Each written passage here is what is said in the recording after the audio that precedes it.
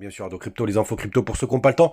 Le Bitcoin et les cryptos, c'est comme l'équipe de France, on y croit, puis à la fin, on perd, bien évidemment, les gars. J'ai mis ce titre uniquement pour faire une petite dédicace au match d'hier, rien d'autre, mais en tout cas, ce que je peux vous dire, les gars, c'est qu'évidemment, quand on est rentré en 2022 sur le marché des cryptos, eh ben, on est forcément en négatif, et ça arrive très souvent, puisque malheureusement, quand on a un énorme pump, c'est souvent alimenté par de la hausse, et c'est à partir de là qu'il y a du bouche à oreille, c'est à partir de là que les gens veulent investir en se disant que ça va partir to the moon, et c'est évidemment le contraire qui se passe. Donc il y a pas mal de gens qui sont aujourd'hui dégoûtés, énervés de la crypto et c'est normal si on est rentré en 2022. Il y a énormément aussi de personnes qui ont des plus-values latentes, c'est mon cas évidemment, c'est des plus-values non réalisées puisque forcément j'ai pas TP sur l'ensemble de mes positions et aujourd'hui il va falloir attendre un nouveau cycle, un nouveau démarrage et à ce moment-là les gars, c'est quand on a connu ces marchés baissiers, ces marchés haussiers que c'est beaucoup plus facile de les appréhender par la suite et de pouvoir commencer à TP dans la montée évidemment et là on est dans une période d'accumulation pour tous ceux qui croient à la crypto et c'est un des meilleurs moments pour pouvoir rentrer petit à petit sur le marché, pas de all-in, c'est souvent exactement ce qu'il faut pas faire même si je considère qu'on est sur des zones de prix qui sont totalement exceptionnelles pour ceux qui croient au marché crypto. En tout cas, le BTC et la map, on est ultra stable en ce lundi matin, le BTC est pile 0%, on est à 16 726, pareil pour Ethereum, pareil pour BNB, on a aussi quand même une contre-performance du côté d'XRP qui perd 3%, CryptoPlay Bar qui perd 2%. On va passer trop de temps sur la map, mais contre-perte du côté de Shiba, aussi pareil pour LTC qui perd 3%. On a aussi Missile Sol qui perd 1,5% pareil pour Uni. On a Ton qui est toujours en positif, mais qui oscille aux alentours des 2,50-2,70, qui prend 4% ce matin, pareil pour Léo, 4%. Bref, rien de très intéressant, les gars. Du côté du weekly du BTC, on n'a rien à apprendre ce matin, à part le fait qu'on a fait une énorme bougie rouge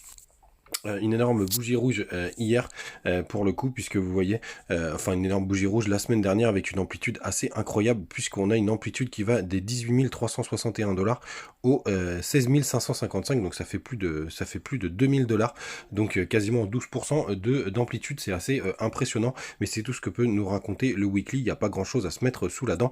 Ce qui est sûr les gars c'est que si jamais vous avez toujours, ça fait longtemps que j'en ai pas parlé mais les targets baissières si malheureusement on devait aller plus bas c'est pas encore du tout le cas. D'ailleurs, il y a une petite zone de convergence juste ici. Mais en tout cas, vous avez un premier point pour moi qui est aux alentours des 14 000 dollars. Et après, le point bas ultime, selon moi, il est juste en dessous des 12 000 dollars puisque vous avez justement la neckline de ce gros W weekly qui nous a fait le bull run qui a été rejeté d'ailleurs ici. Pour moi, c'est vraiment la grosse zone de support. Si jamais on doit y aller, vous voyez, ça fait office de travail aussi par le passé.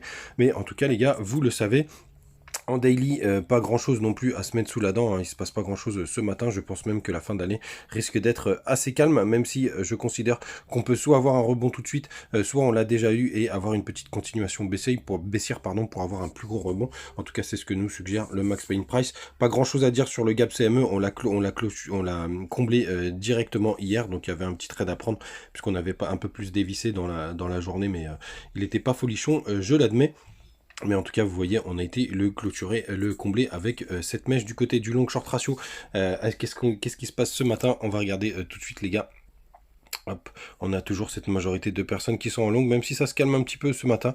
On le voit très bien, mais c'est pas encore très probant. On est à 65%, c'est quand même assez costaud et surtout ça achète pas du tout sur le spot. Le rebond, il peut vraiment avoir lieu quand je vois ces fundings qui sont ultra négatifs, hein. Vous voyez, c'est assez impressionnant d'avoir des fundings comme ça.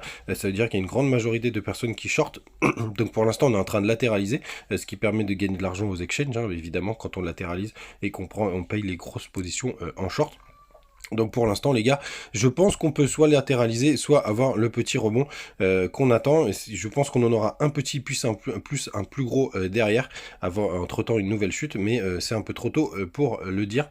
Et puis évidemment on est sur une zone assez importante. Du côté du Max Payne, on est à 16 750 ce matin, demain matin, donc on est vraiment dans les clous. Non, c'est ce matin, pardon, le 19, c'est pareil pour demain. Bref, on devrait être assez stable cette semaine.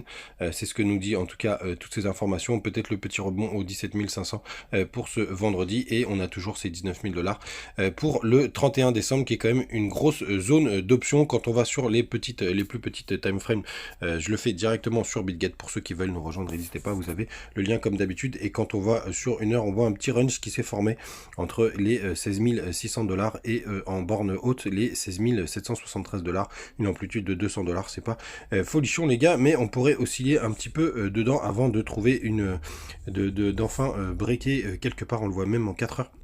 Regardez, c'est assez beau. Si on prend 4 heures, le range il est un peu plus grand. On est au 16 600 toujours, et puis on va prendre ces bornes là, donc 16 780. Donc on le voit bien aussi. Ce petit range 4 heures MACD vient de croiser. Est-ce qu'on pourra avoir un petit rebond? C'est possible, hein, parce que quand on regarde sur un peu plus long terme, on est quand même sur un support qui est assez important. Donc là, c'est une zone, hein, c'est pas une ligne très pleine. Vous voyez, c'est une zone qu'on a pas mal travaillé par le passé. Pour l'instant, on est plutôt dessus. Donc on va voir ce que ça va donner. Voilà les gars, vous savez tout. Je vais pas faire une émission trop longue ce matin. Bon courage pour tous ceux qui, comme moi, sont un peu déçus du résultat du match. Passez une très très bonne journée et on se retrouve comme d'habitude demain. Salut.